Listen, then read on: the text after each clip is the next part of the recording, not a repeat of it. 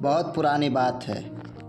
एक नदी के पास एक ऊंट और गीदड़ रहा करते थे। वैसे तो वहाँ बहुत से जानवर रहा करते थे, लेकिन इन दोनों में काफ़ी ज़्यादा अनबन होते रहते थे। दोनों एक दूसरे को खूब भला बुरा कहते थे और दोनों एक दूसरे को काफ़ी जगह बुराइयां किया करते थे। कभी ऊँट गीदड़ को सबक सिखाने के लिए तरह तरह के कारनामे तथा तरह तरह की बातचीत किया करता था। कभी गीदड़ ऊँट को सबक सिखाने के लिए तरह तरह के दिमाग की सोच रखने का काम करता था। एक बार गीदड़ ने ऊँट को सबक सिखाने के लिए ऊँट के पास जाता है और कहता है कि ऊँट भाई, नदी के उस पार बहुत सारे तरबूज लगे हुए हैं। अगर हम दोनों वहां पहुंच जाएं तो बहुत सारे तरबूज खाएंगे और रास्ते में आते वक्त हमें तरबूज लेकर आएंगे,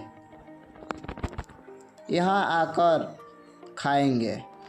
ऊँट गीदड़ की बातों में आ जाता है, फिर कहता है कि तुम सही कह रहे हो। सभी लोग, मतलब कि हम दोनों नदी के उस पार जाकर अच्छी अच्छी और ताज़ी तरबूज लेकर आएंगे।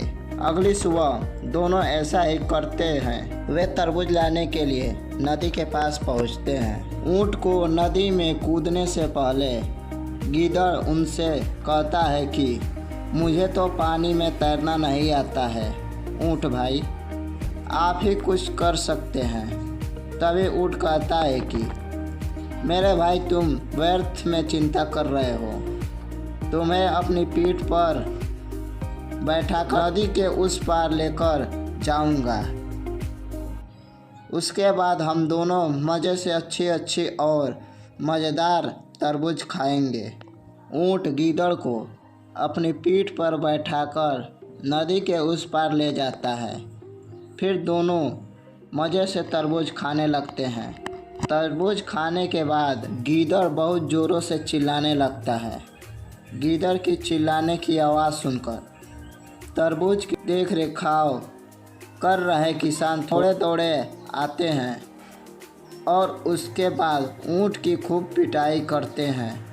यह सब देखकर गीदड़ किसी पेड़ के पीछे छिप जाता है और पीछे छुपकर ऊँट की पिटाई का मज़ा लेता है।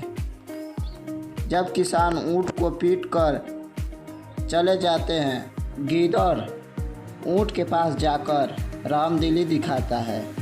उसके बाद ऊँट कहता है कि तुमने जब तरबूज खा लिया तो इतना ज़्यादा चिल्लाने की क्या ज़रूरत थी। उसके बाद कहता है कि चलो, हमें अपने घर की तरफ चलना चाहिए। फिर उसके बाद ऊँट अपनी पीठ पर गीदड़ को बैठाकर नदी में तैरते हुए जाने लगता है। जब नदी के बीच में आ जाता है तो वह नदी में डुबकी लगाने लगता है। यह सभी चीज़ें देखकर गीदड़ कहता है कि क्या बात है, पानी में इतनी ज़्यादा मस्ती क्यों कर रहे हो।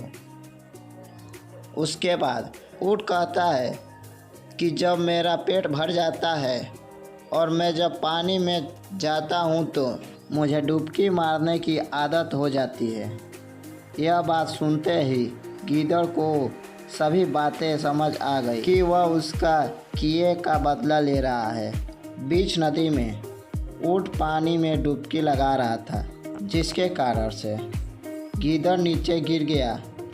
जैसे तैसे अपनी जान बचाकर बाहर निकला और बाहर आकर ऊँट से क्षमा मांगने लगा। मैं बिल्कुल भी ऐसे कार्य नहीं करूँगा।